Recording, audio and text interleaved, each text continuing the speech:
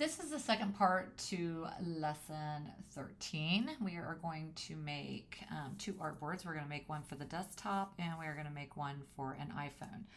It's basically laying out a responsive website, one again for the desktop and one for an iPhone.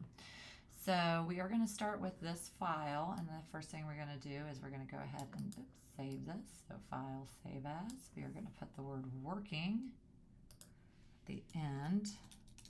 And our last name, first initial, or first name. Go ahead and hit save. Make sure that you are saving it in the correct area. So that would be our lesson 13 folder. Oops, go ahead and replace that. Next thing we want to do is we want to go over here to layers, and we are going to unlock this background layer. This is actually going to cause us some issues here in a minute, so I am going to unlock it and we'll just leave it that way. We're going to go ahead and highlight all of these files, and I would like to put this in an artboard layer. So what we're going to do is we're going to go up here to layer, we're going to say new, and we're artboard from layers. We're going to make an artboard from all of these layers. So we're going to click on that, and we are going to name this, and we're going to call this desktop. And we're going to say OK. Now that we have created this artboard, what we are going to do is we are going to go over here and we are going to find the artboard tool. Now, depending on what your workspace is, if you are in Essentials, you should find your artboard tool underneath your Move tool. I sometimes, when I'm designing stuff for the web, I like to go up here to Window and Workspace, and I like to go down to Graphic and Web. That will put my artboard tool right here. When I click on the artboard, it will automatically know that I created this into an artboard.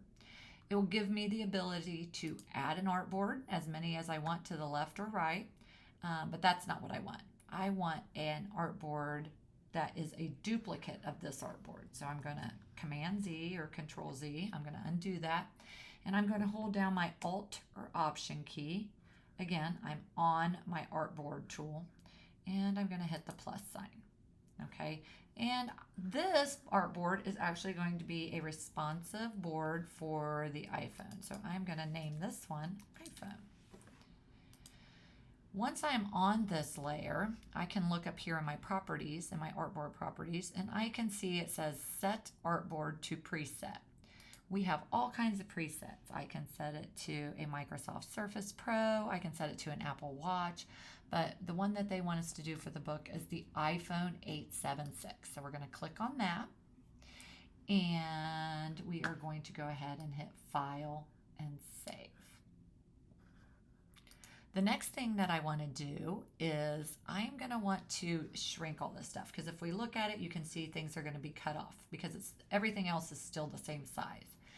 So in the book, it tells us to go ahead and open this up, our iPhone up, and we are going to select all the files, or I'm sorry, all of the folders and files, layers inside of this iPhone folder.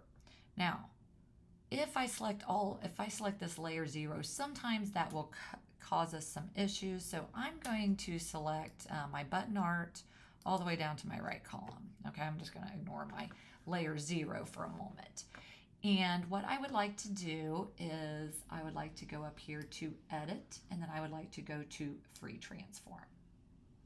With that selected, you should see a box going around everything.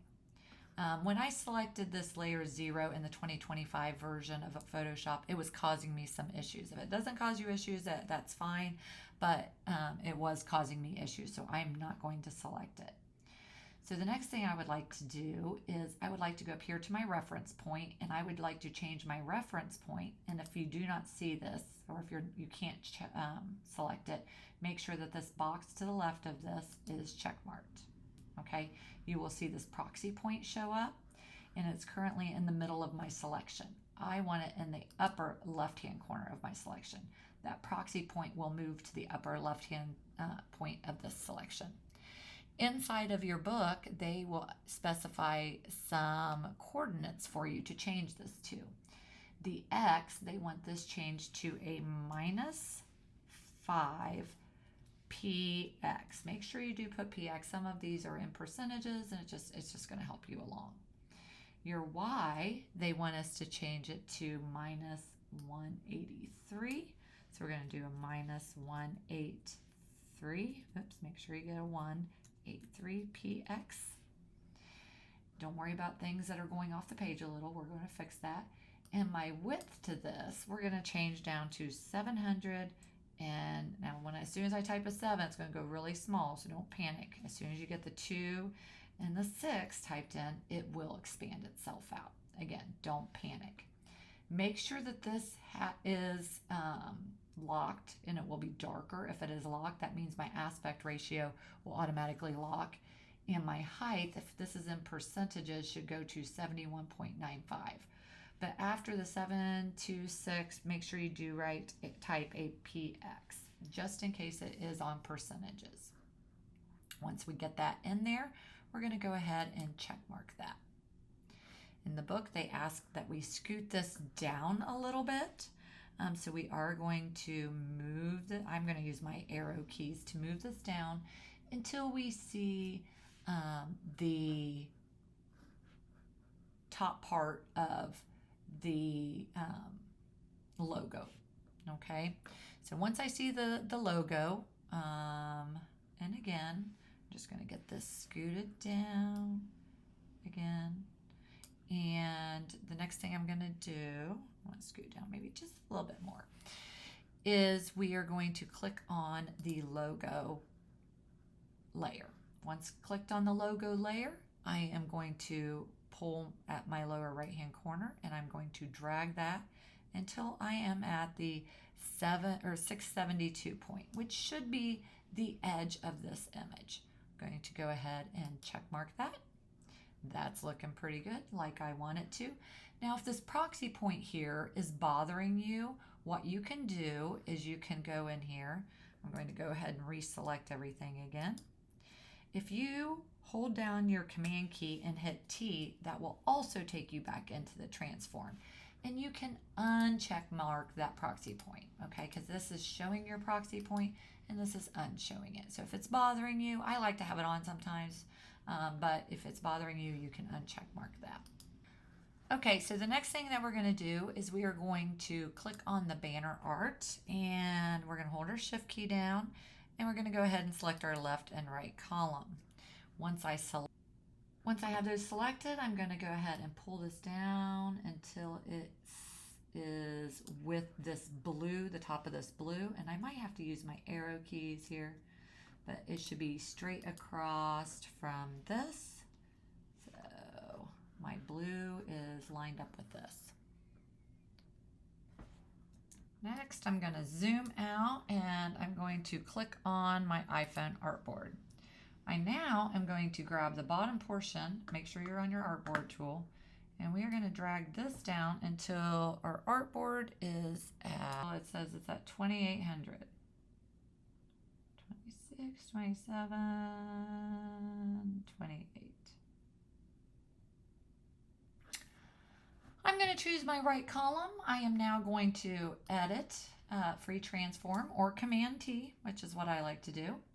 I'm going to make sure my proxy point is back on. And this one, for the right one, we're going to make sure that our proxy point is in the top right hand corner. We're going to simply change my width to 672 pixels, 672 px. And I am going to change my location. My Y location is going to be to 1680. So 1680 px. So once I look at that and I get it how I want it, I'm going to go ahead and check mark that. So I'm spreading this out a little bit. I'm going to click on my left column. I'm going to Command T or Edit Free Transform. This time I need to resize it from the upper left hand side for this particular one. And it's going to be the exact same size, so I'm going to do that 672 pixels. And I'm going to make sure my Y this time is going to be 482. 482. So 480, 2 pixels. And I'm going to go ahead and check mark that. So it should look something like that. You can go up here to view and you could say fit on screen. Okay, so that you could see it appropriately again. Now, the last thing I want to do is I want to export these particular artboards. So I'm going to close this artboard up and I'm going to close this artboard up. With the iPhone check marked, I'm going to go up here to File. I'm going to go down here to Export, and I'm going to go ahead and say Export As. Once we are in here, we're going to make sure that the Select All, because we do want the desktop and the iPhone selected. My JPEG quality, it just depends on what you want for review.